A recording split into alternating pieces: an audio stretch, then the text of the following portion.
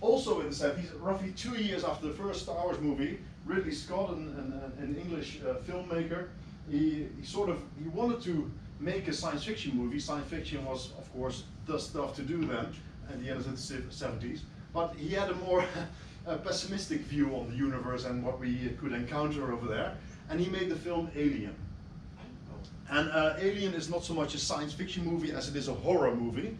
And it really, I mean, people ran out of the movie theaters and got ill when they saw that the first time. So it was really a good horror movie.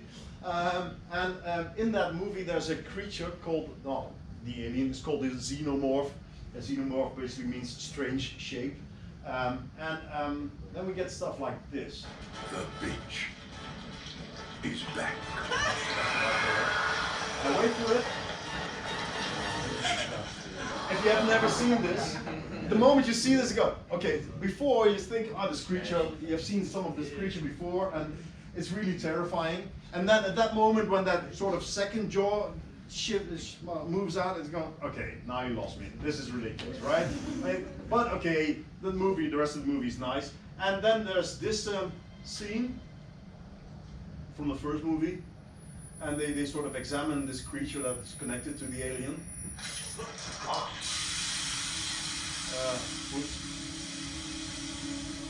That crap's gonna eat through the hull. They're on the spaceship, of course.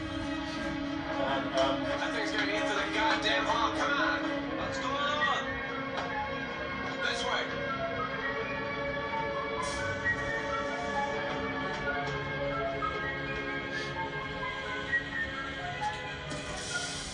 Next step. as you can see, this alien has a kind of blood that is a very strong acid that eats through the whole of all floors of the spaceship, so it can be a big problem, of course. And of course, when you see this gun, okay, this is pretty heavy. And is this true? Well, the thing is, there's a YouTube channel called The Nerdist, and there's a guy on there. He has his own channel called Because Science, which is always a good reason. And he basically examined the acid of what it can do, and he got that the acid that you see here could be true acid. We have hydrofluoric acid, HF, which can be that strong to do this. And well, of course, this acid, whatever it is, blood or whatever, is in this creature. So of course, this creature is not dissolved by the acid itself. So the creature itself, he figured out, should be made of Teflon, because otherwise it wouldn't work. So it's slightly ridiculous, but not too ridiculous. And if we now go to real organisms, then there's one bird, the vulture. You see here, it's pretty nice actually. But the vulture has stomach acid. I mean, acid blood doesn't really exist. Acid blood, our blood has a pH of 7.2, 7.3.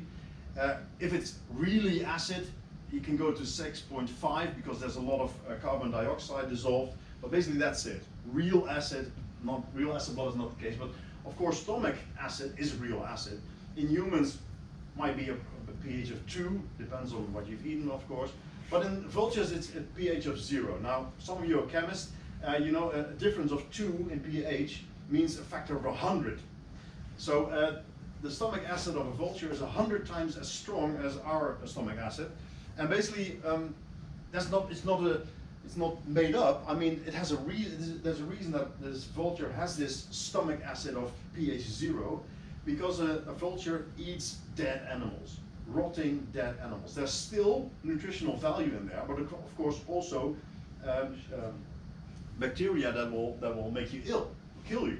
And the thing is, this stomach acid is so strong that it kills the bacteria. So it can eat from rotting carcasses and not get ill. Whereas we would all die.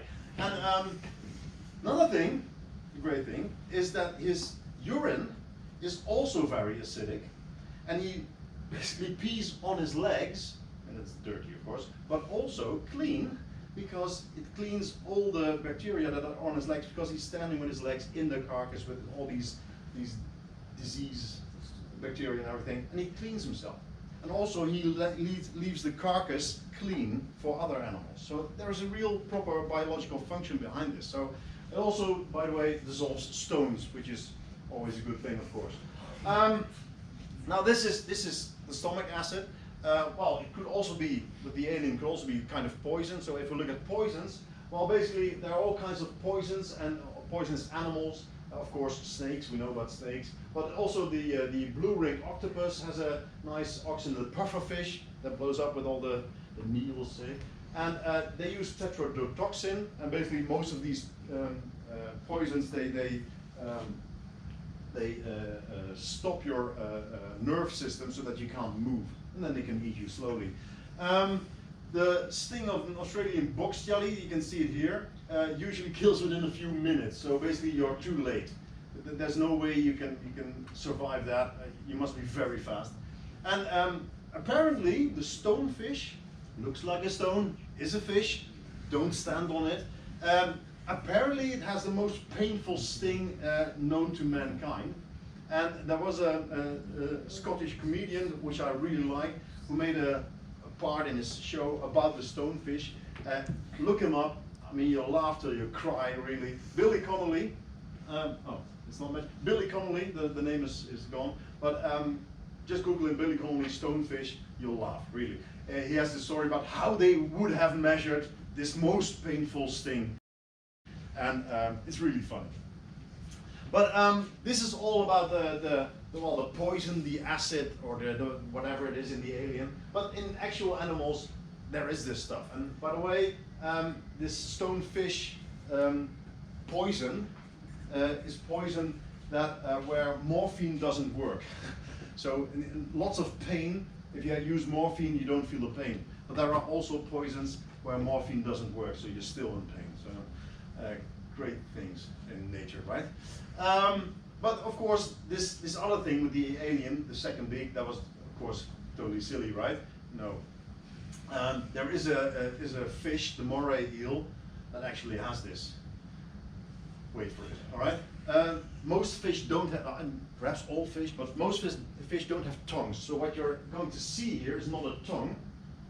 There it is. And there are teeth on this. Wait for it, it's a second shot coming up. There it is, and you see the teeth. And basically what it does, there's an animation here, there's a second pair of jaws in the back of the throat, and with that you can grab food and pull it inside.